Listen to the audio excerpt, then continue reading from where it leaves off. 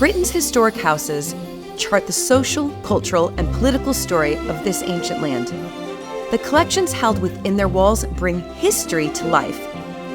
As a judge for this year's Historic Houses Collections Award, in partnership with fine art auction house Dreweatts, I'm visiting all 6 shortlisted houses, meeting the owners, curators, and conservators who work tirelessly to preserve these treasures for the future. I'm here at Hemingford Grey in Cambridgeshire, a 900-year-old manor house and one of the oldest continuously inhabited houses in all of Britain. Hello! Hi, Julie. Lovely to meet you. So lovely to meet you.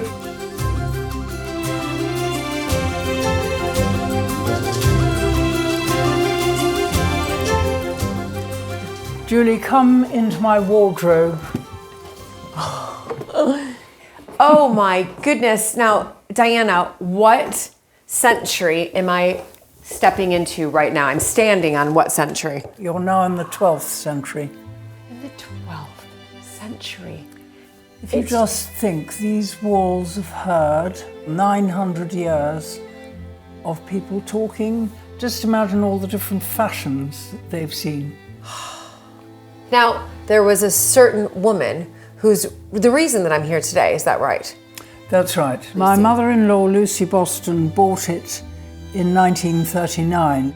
When she'd finished with the restoration of the house, it was 1941.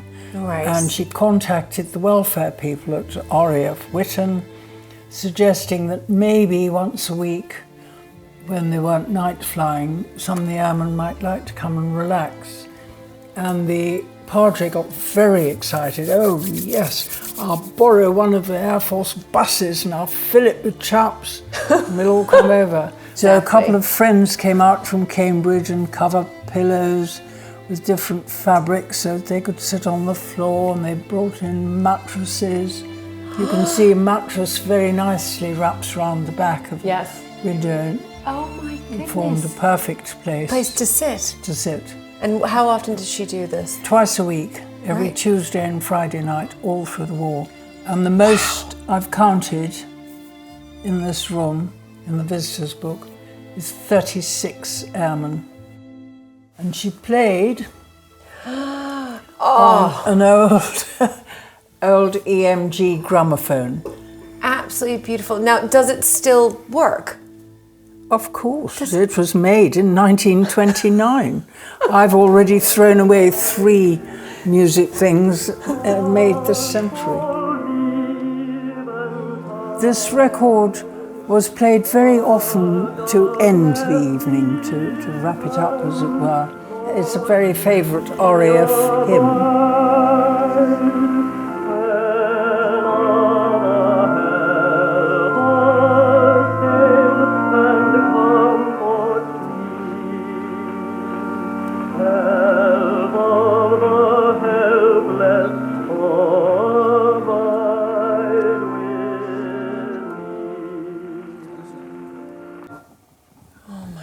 Goodness, I got a little choked up there. It's so moving. It is the thought of all those airmen. Very often it's the last evening that they had. She sounds just wonderful, your mother-in-law. Absolutely amazing woman. Wonderful. Really.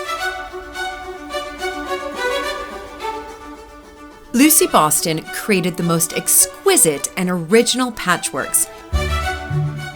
Peeling back layers of history, they remain a multi-layered and beautiful historical record.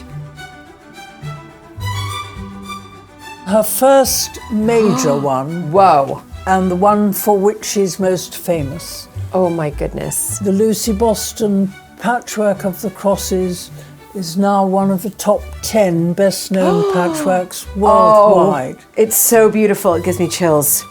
Do you know how long this took Lucy to create? Well, I think 3 winters. Wow. These patchworks are works of art. They are.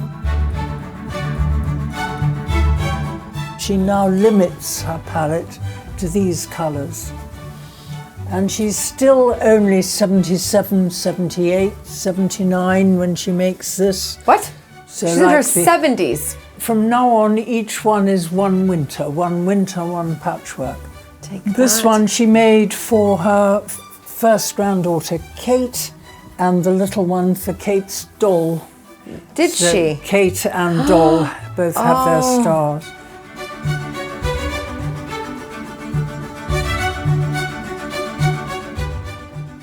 1981, she's 89, waiting for a cataract operation. No. So really doing this one by feel. And she went on and made another 2, making the last when she was 92. No. So she's a great hope to Oh my goodness. the elderly. So there we are. That Oh my is goodness. the collection. That is incredible. Thank you so much, Diana, for showing me these exquisite patchworks. Lovely. Well, thank you for coming, and it's been fun showing them to you.